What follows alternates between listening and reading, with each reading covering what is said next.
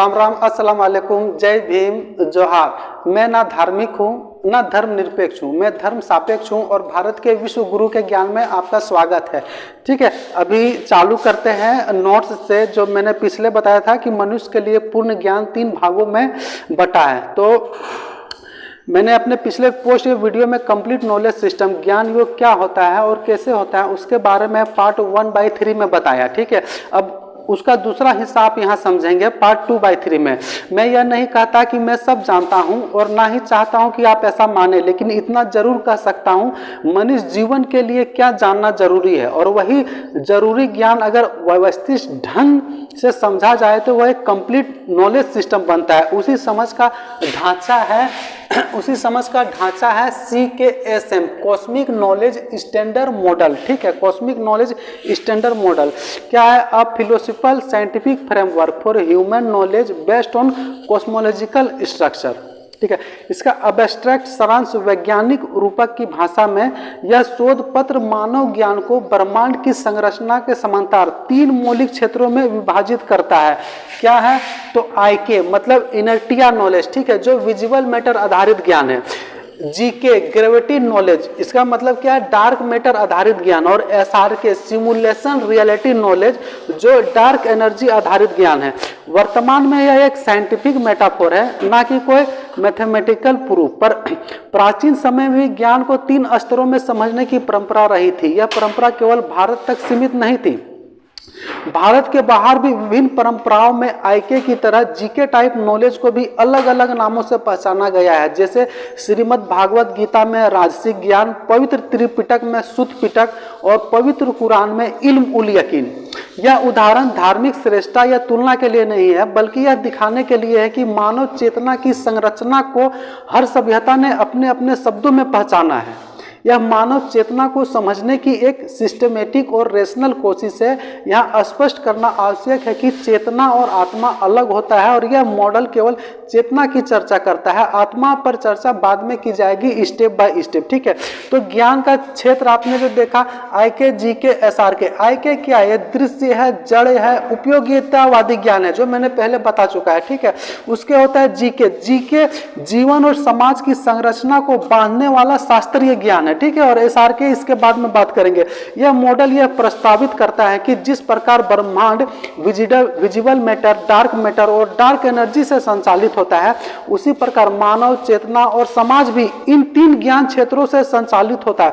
इसका मुख्य समीकरण है K बराबर IK plus GK plus SRK।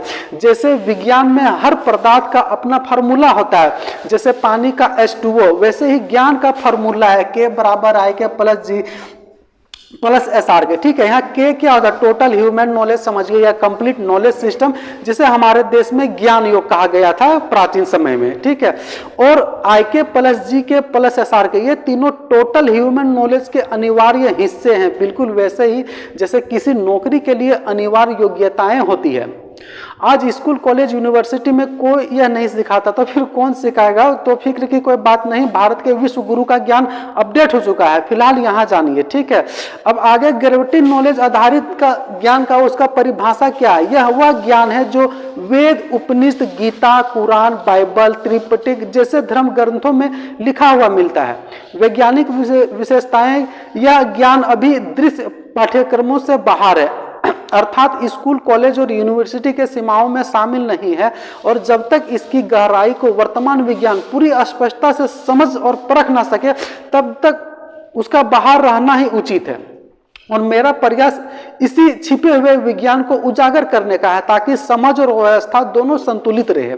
यदि धर्म ग्रंथ के भीतर ज्ञान ना होता तो समाज अब तक बिखर चुका होता है, लेकिन समाज की वास्तविक संरचना इसी ज्ञान से बनती है।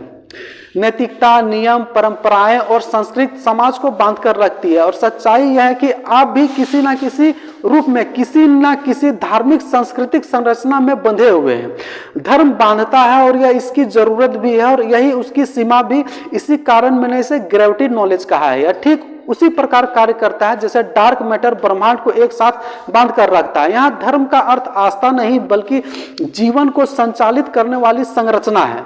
जीके केवल धार्मिक ग्रंथों तक सीमित नहीं है बल्कि समाज को बांधकर रखने वाली हर संरचना का आधार है। कानून, संविधान, सामाजिक अनुशासन और नैतिक ढांचे भी उसी बाइंडिंग नॉलेज के आधुनिक रूप है। इसका निष्कर्ष है जीके समाज को बांधकर रखता है लेकिन चेतना को मुक्त नहीं करता। मुक्ति तब शुरू होती है जब ज्ञान विश्वास में निकलकर अनुभव बन जाते हैं।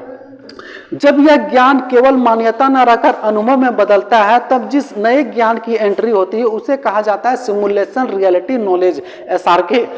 पर अब आप कहेंगे धर्म ग्रंथ जैसे गीता, कुरान आदि तो पहले से ही पढ़ाते जा रहे हैं, लेकिन सच्चाई यह है कि यह साधारण किताबें नहीं है बल्कि गहरे और जटिल ज्ञान ग्रंथ है जो अपने समय के प्राचीन विज्ञान और दर्शन के अनुरूप लिखे गए थे। आज विज्ञान जिन प्रश्नों से जूझ रहा है जैसे क्या संसार सिमुलेशन है, रियलिटी क्या है, कॉन्शसनेस क्या है, मैं कौन हूँ और ऑब्जर्वर की भूमिका क्या है, उन सभी विषयों पर इन ग्रंथों में अपने अपने समय और भाषा में गहन चिंतन मिलता है।